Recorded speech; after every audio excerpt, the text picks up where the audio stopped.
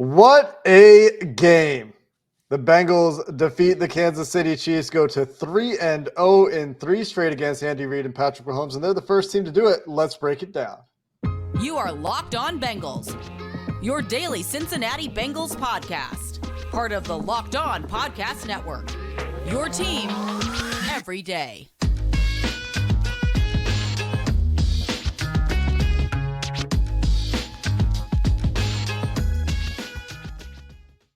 What up, Bengals fans, and welcome to another episode of the Locked On Bengals podcast. I'm your host, Jake Liscow. He's your host, James Rapien. We're part of the Locked On Podcast Network here on Locked On Bengals, bringing you coverage of your Cincinnati Bengals as they make this playoff push every day, free and available everywhere you get your podcasts and on YouTube. And a lot of you may be new. If you are new, join the club, hit the subscribe button, join the thousands of folks that listen to Locked On Bengals every day and make it their first listen, as the Bengals are a very, very exciting team right now. Today's episode of Locked On Bengals is presented by PrizePicks, daily fantasy made easy. You can get a 100% instant deposit match up to $100 right now with promo code Locked On. That's prizepicks.com, promo code Locked On. And James, what a game. This is exactly what I wanted, man. We were talking about this going into the game, and I was like, I want this to be a nice game where both teams make plays, and the Bengals showed that they belong in this tier of team, and I think they showed that, and I think they showed more than that. I think this was a fantastic game.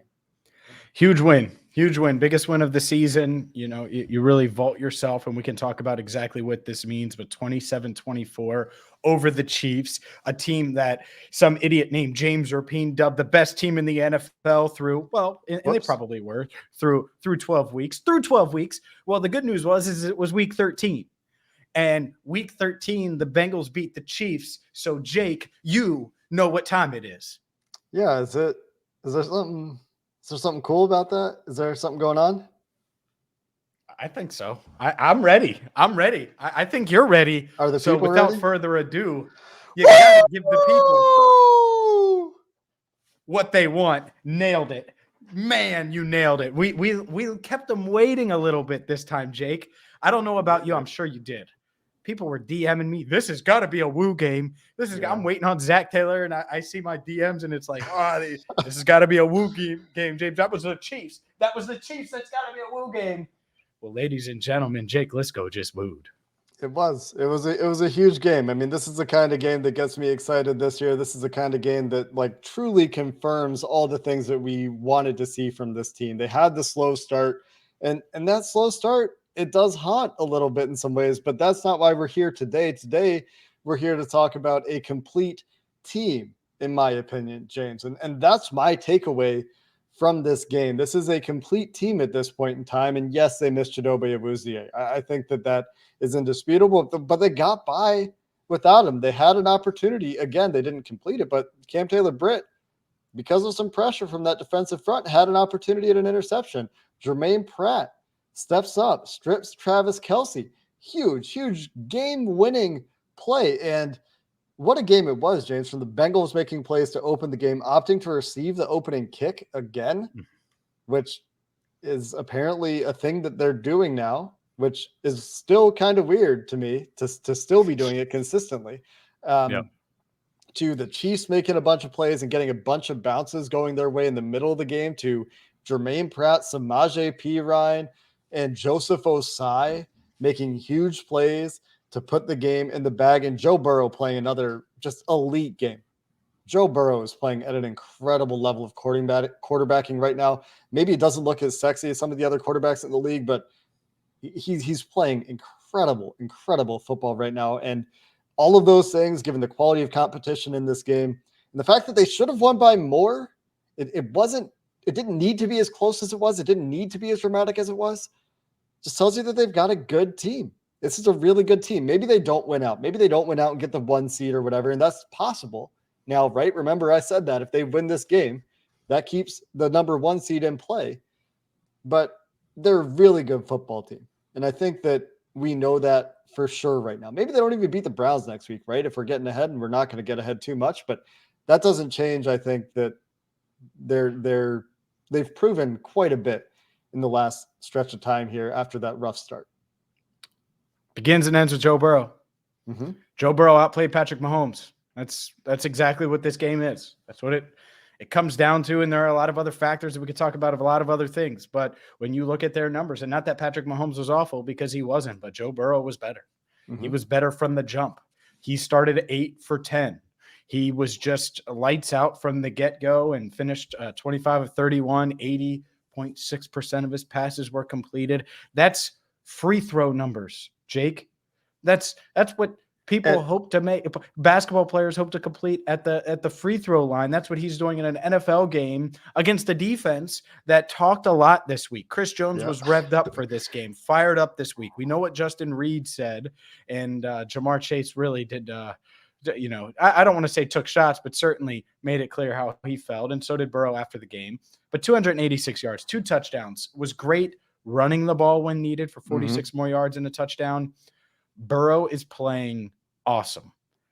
And when you have him playing awesome and you're giving him the time, and that's the other part of this, Burrow had time today. Chris Jones didn't wreck the game. This wasn't some, defensive feast for any of those guys. If you do that, and George Karlaftis is the only sack of the day for the Chiefs, and you're the Bengals, you take that all day long. And Burrow right now, there was a lot of talk after the game. Oh, man, should he be in the MVP conversation? Jamar Chase called him the best quarterback in the NFL. DJ Reader called him the best quarterback in the NFL. Zach Taylor said that he is certainly and should certainly be in the MVP conversation.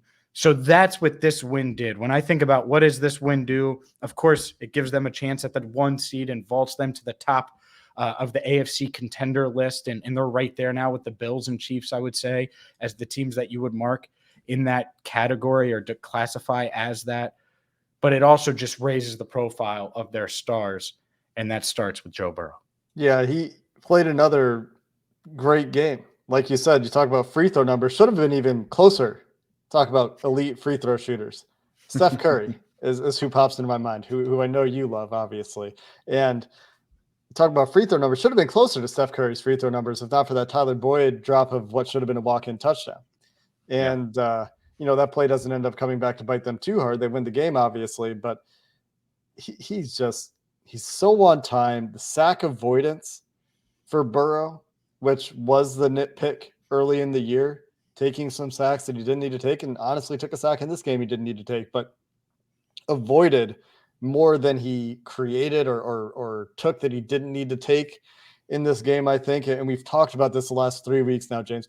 Playing on time. The ball is coming out when it needs to come out right before he gets hit, including that third down conversion to T. Higgins to ice the game. And I don't know what the Chiefs defender is doing there. He thinks the ball is gone, I guess, and lets up instead of just running through Burrow and what could have been a sack on I think it was like a twist, or maybe it was a fake twist. And he got through essentially unblocked, just got chipped a little bit before he got in there.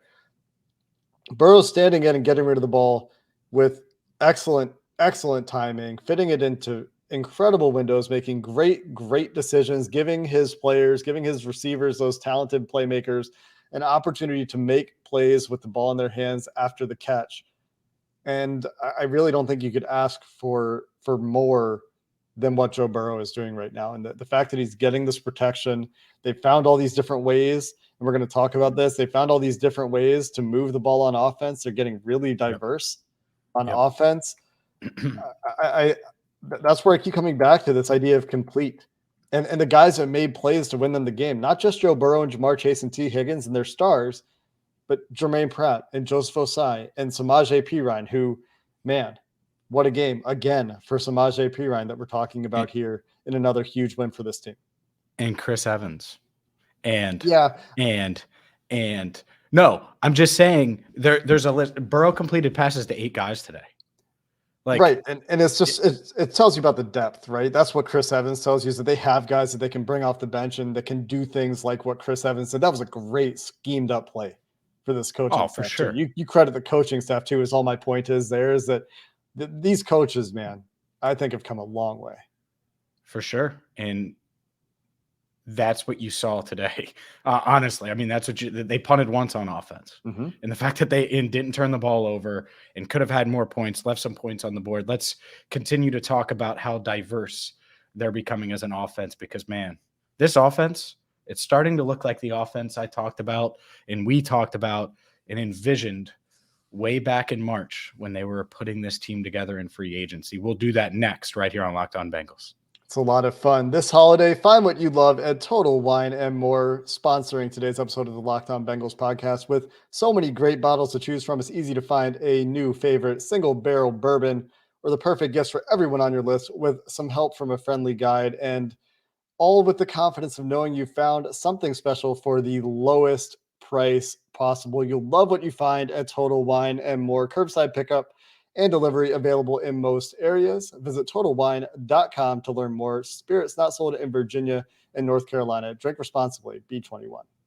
At Locked On Bengals, we believe home should be where you and your family feel safest, especially over the holidays. This season, give yourself and your family the peace of mind and protection with the #1 rated home security system, SimpliSafe. And right now, SimpliSafe is offering Locked On Bengals listeners 40% off a new security system. Don't put this off. The biggest reason why I love it, it's 24/7 professional monitoring that agents are available all the time. And what they use is Fast Protect technology. It's exclusively from SimpliSafe. So if there's a threat, it captures critical evidence. It can verify that the threat is real, so you are higher on the priority police response. That professional monitoring service costs under $1 per day, less than half the price of traditional home security systems. So don't delay.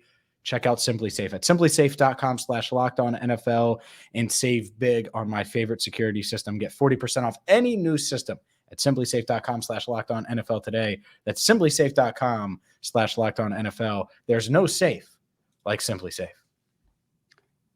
Going to stick to the offense here. And obviously the offense is a big reason that we like this team so much, right? The star power they have on offense, the quarterback they have, the offensive line improvements, and they continue to be an efficient running game. And you talk about the multiple ways that they can win right now. And that's such a big part of why I'm willing to call them a complete team. This is numerous weeks where they've been efficient in the running game, some of those against bad run defenses, some of them against decent run defenses. And that continues again this week, where both of these teams kind of had similar defensive plans, right? They're selling out to stop the pass for 90-95% of the game. And despite that, Samaje Perine again has positive EPA per play as a runner, has a really high success rate in the run game. Again, which is what we've been talking about with where this team's been really good, 43% success rate in the run. And that might even include the kneel downs. Not 100% sure on that, but Samaje Perine over 5 yards per carry, right, James? Yeah, let me check to make sure, but I believe so. Yeah, he was at right at 5, 21 for 106. So technically just over 5. Yeah, just a hair over 5 yards per carry. And they're winning underneath. They're winning with Joe Burrow running. They're winning with Samaje Perine running. They're not getting to third downs. They're successful when they do get to third downs. They have some explosive plays, mixed in there with Jamar Chase going for a 40-yard catch at some point and staying in Kansas City's nightmares. And the return to Jamar Chase also noticeable, drawing all those resources his way and letting Tyler Boyd and Samaje Perine and T. Higgins and even Mitchell Wilcox and Trenton Irwin get in on the action. You mentioned all these guys getting targets, and we'll have to keep an eye on Hayden Hurst, who left the game and was out with a calf injury. Hopefully that's not too bad for him, but just winning at all levels of the field, intermediate, inside, outside the numbers. And that's the evolution we've seen from this team as they've evolved as this season has gone on. And like I said, is a big reason that I'm willing to call them complete right now. For sure. They are battle tested, and they've grown, and they grew when Jamar Chase was out, and now that guy is back. Mm-hmm. And it's really exciting because I still think even after that performance, and obviously you could say, oh, well, Boyd's not going to make that drop. And a lot of times they would potentially, convert on the 3rd and 1. So, you don't get to 4th and inches and do the end around play that Burrow checks to Trent Taylor, all of those things.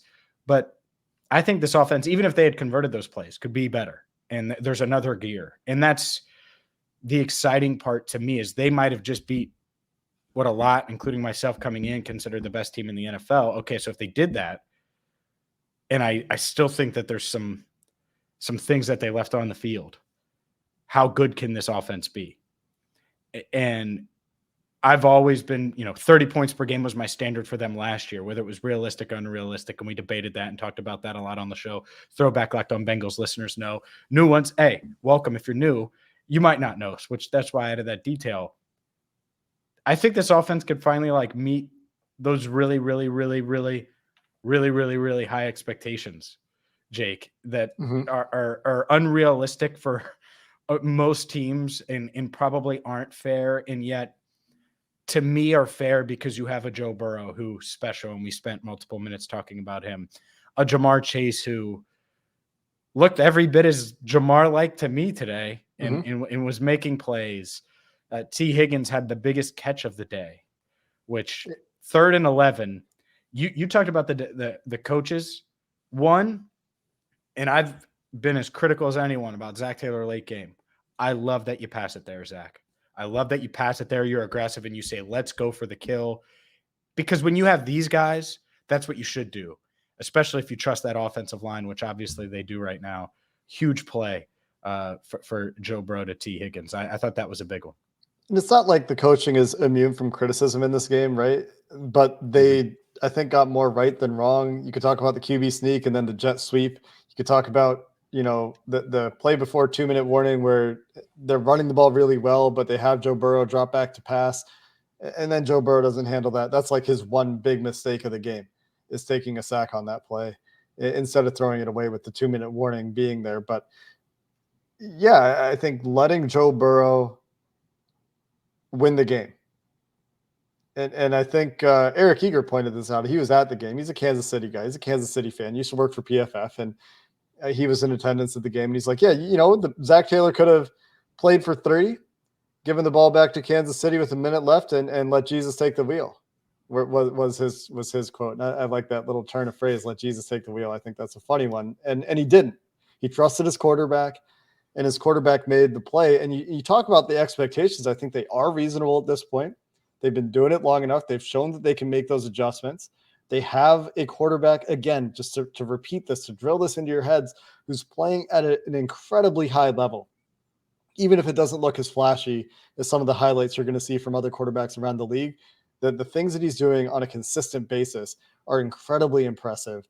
And you're right, they left some meat on the bone. The Tyler Boyd drop is one. The jet sweep call, which was an audible by Joe Burrow at the line of scrimmage to Trent Taylor that gets blown up by Carlos Dunlap, which is a really good play, by the way, from Carlos Dunlap, because if he doesn't make that play, that might be a touchdown. And then they get an ineligible downfield penalty that turns into a batted pass on a 3rd and 6, right? And so they go 0 for 3 on 3 straight red zone possessions where the offense was moving, right? They left a lot there. And on top of that, you talk about opportunities that they didn't take advantage of. They had the dropped interception. They had the OPI that preceded that dropped interception. They gave up a 4th down conversion. They set pressure on a couple of 3rd downs that Mahomes converted with explosive plays. So these key moments and some bouncing ball luck went the Chiefs' way. And despite all that, the Bengals were in control with the game as time expired. Right. And you talk about they only scored 27 points. It's not the 30-point margin you're talking about, but that's because they're killing clock. They effectively score over 30 in this game. That last drive was as big of a drive as there was, because who's betting against Mahomes if you give them the ball back? Even that's what 6. Burrow said, right? Yeah, you don't want to do that. And so huge win. This offense continues to make steps forward and take steps forward. And we're going to, this week, just spoiler, we're going to have to talk a little bit more about Samaje Perine in this running back. Really good. Battle a little bit. He was really good. And he's good. He's a good football player. Can't have enough good football players. The Bengals offense loaded. It looks like they're reaching their full stride. We do need to switch gears, though, and talk about this defense. And they did it again. The good, the bad, and the not so ugly. I don't think there was many ugly in this game, much ugly in this game, but there was some good and there was some bad. So let's dive into that coming up next. Today's episode of Locked On Bengals brought to you by PrizePicks Daily Fantasy, done right. All you do with PrizePicks is, well, you pick 2 to 5 players, and whether they're going to score more or less than their prize picks projection. It's just you against the projections. Have you ever heard of anything that sounds that easy? It's not thousands of entries. There aren't huge pools of players. There's nobody submitting thousands of entries individually for you to compete against. No, just you against the projections for any sport you watch. And we're getting into the thick of the MVP race with Joe Burrow. So I'm assuming that's the NFL if you're watching this program. Could be the NBA as they're going in full swing. Could be name a sport. They've probably got a men's college basketball also going as well, and PrizePicks has options for you there too. Entries can be made in 60 seconds or less. It's that easy. Just go to the PrizePicks app or prizepicks.com, and when you sign up to play daily fantasy sports, you can get a 100% instant deposit match up to $100 with promo code Locked On. Again, if you deposit $100, they will match $100. If you deposit $50, PrizePicks will give you $50. Don't forget, that's promo code Locked On for an instant deposit match up to $100 with PrizePicks. And I got to tell you about Schultz and Sons, because Schultz and Sons Jewelers, well, it's a tradition like no other. It's been a Cincinnati tradition for more than 65 years, and no one, well, is more excited right now than Matt and his crew that the Bengals have won 4 straight games, are 8-4, handle business against the Chiefs, and who knows, maybe they'll be adding some jewelry to their collection later this year. Maybe it's AFC North, AFC, maybe they'll win the whole thing. Well, if you're looking to add jewelry this holiday season, which why wouldn't you? You could find the custom pieces that they can design and help you put together that you know she's going to love. And you're like, oh, well, how much does that cost? How is it going to work? Well, they have financing up to 18 months, no interest. No interest. That's my style. So make sure you check it out right now. Same as cash available, 18 months, same as cash available. So if you're thinking about the perfect gift, do not delay. Go to Schultz and Sons and keep their tradition alive. And they're really close. If you're downtown Cincinnati or close to downtown Cincinnati, they're located in Fort Mitchell, just a few minutes from the bridge, right off the Fort Mitchell exit in the Kroger Expressway Plaza. So get there, and remember, when it has to be perfect, it has to be Schultz and Sons. Great transition to our game ball conversation, our Schultz and Sons game ball conversation, because I'm going to go, you could give it to Joe Burrow, most weeks. You could give it to Jamar Chase in his return. You could give it to Samaje Perine with his great game. You could give it to many players on the offensive side of the ball because they played really well. I'm giving it to Jermaine Pratt. James made a game-winning play, taking the ball away from Kansas City's best non-Patrick Mahomes player in Travis Kelce in a pivotal moment to get the Bengals an opportunity to go take a lead and score the game-winning touchdown. So for me, it's Jermaine Pratt. That's going to get me into transitioning to the defensive side of the ball. Do you have another idea for the game ball? Well, of course I do, but the fact that they held Travis Kelce to 4 catches in 56 yards and a fumble, my fantasy team might not be excited, but you should be really excited, Lou Anarumo and crew. So that they deserve one for that. But to me, it's got to be Joey B, man. This dude, 25 of 31, just he's going to mess around and end up MVP and cover of Madden. They may bring back NFL 2K just to put him on the cover too. He's going to have to watch it now. He's going to have to watch it, especially with that suit. Did you see that picture? He's busy talking to national writers in the Bengals locker room. And the Bengals drop that picture of him.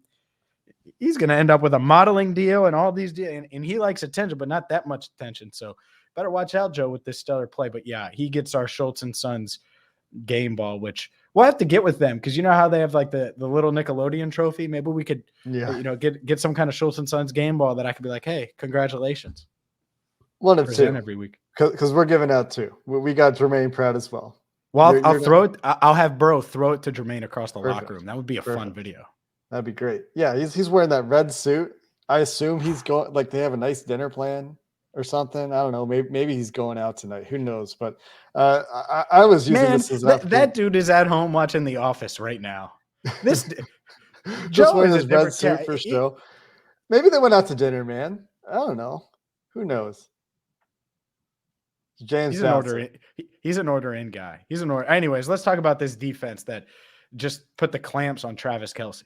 Yeah, really impressive first half, and didn't necessarily see a ton of Trey Flowers. I recall one early Trey Flowers snap for sure, but I don't know what it is about this defense, Lou Anarumo going against Andy Reid and Patrick Mahomes, but man, do they have their number in key moments, It's just another example where, yeah, Mahomes got his. He beat the blitz a couple times, found MVS, Marquez Valdez-Scantling deep a couple times. But when the game was on the line, it was Joseph Osai. And one thing that was obvious to me, and I don't know everything that Lou Anarumo did to try to slow down this offense, but we saw some of the drop 8 stuff. In some cases it worked. In some cases it didn't work. I think it worked more than it didn't work. I think we saw that come back and still be effective because of the way they got to it, especially in the fourth quarter. In one instance, they get to it from showing a lot of pressure and they drop it all out into a drop 8. And I think Mahomes eventually gets chased into a throwaway by Trey Hendrickson on that play. But in general, one of the things that was really impressive to me, and it kind of goes back to our crossover conversation with Chris, was the Bengals defensive line did a great job of containing Patrick Mahomes in the pocket. Mm-hmm. And he wasn't able to play that backyard brand of football where he's able to make magic and run around until somebody gets open. And he did it on one play that didn't count because of the ineligible downfields. Maybe he did it another time that I'm not remembering. But in general, I thought that the Bengals defensive front did a great job of keeping Mahomes within the structure of the offense for the most part.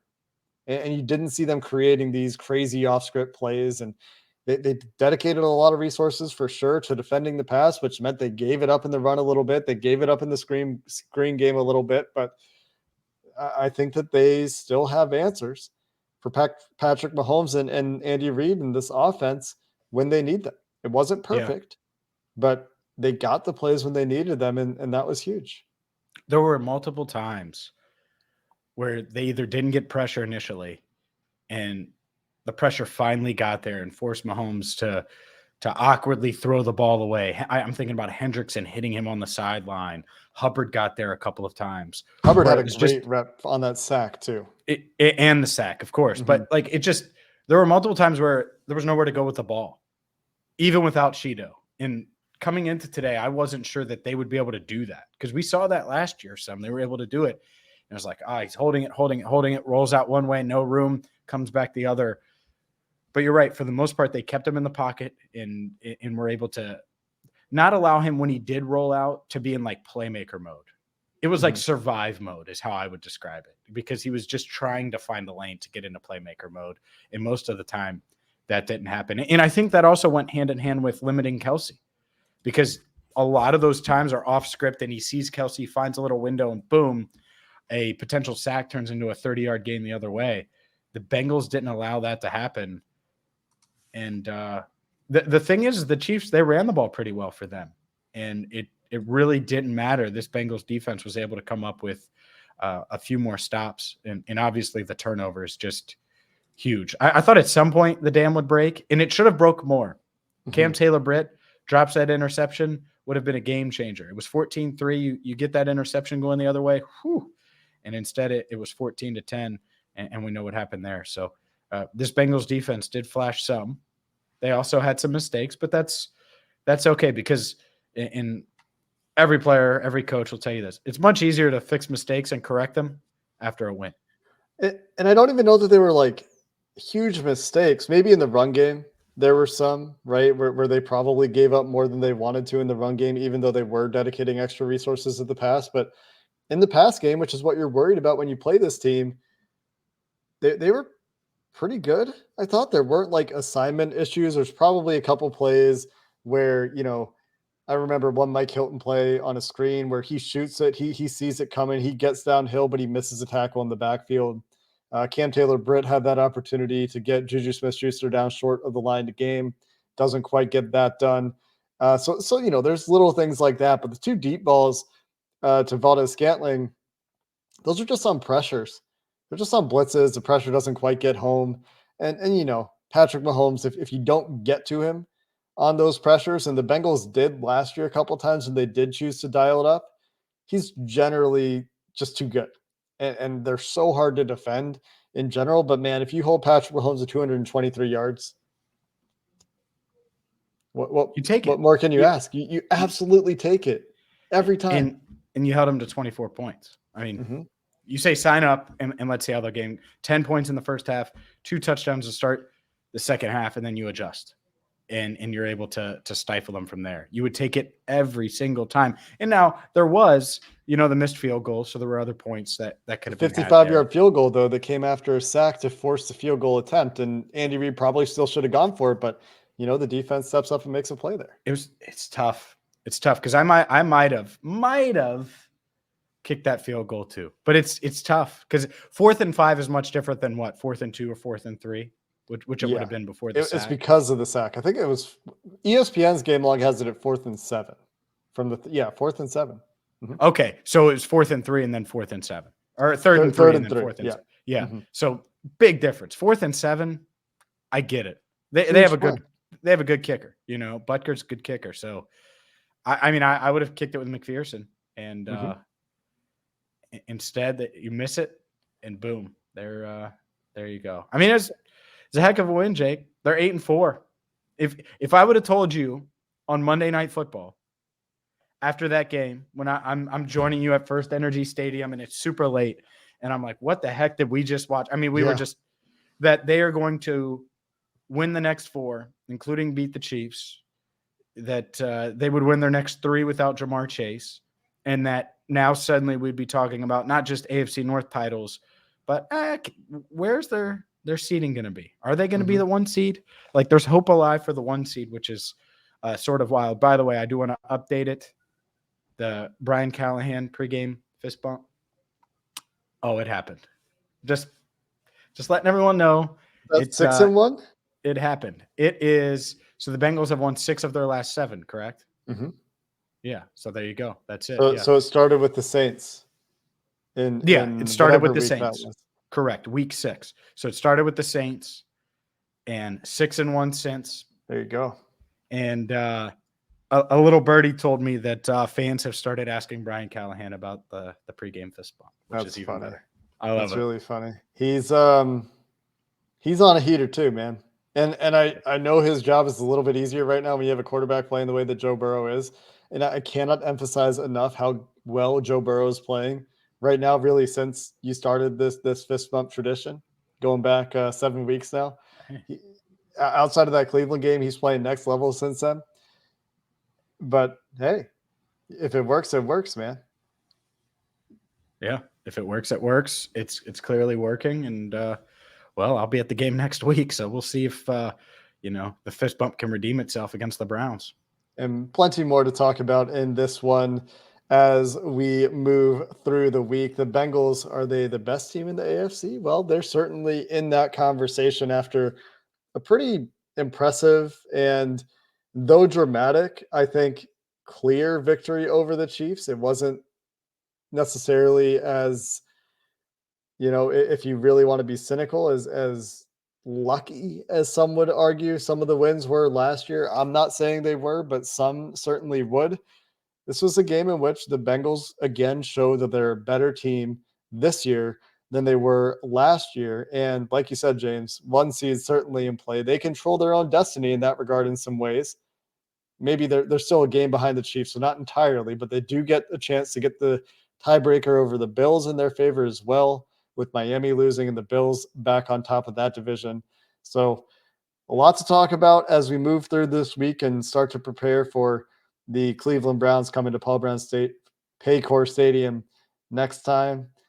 So until the next episode of Locked On Bengals, we appreciate everybody who listened, who enjoyed this game and this episode of the podcast. We'll talk to you soon. Hoo day, and have a good one.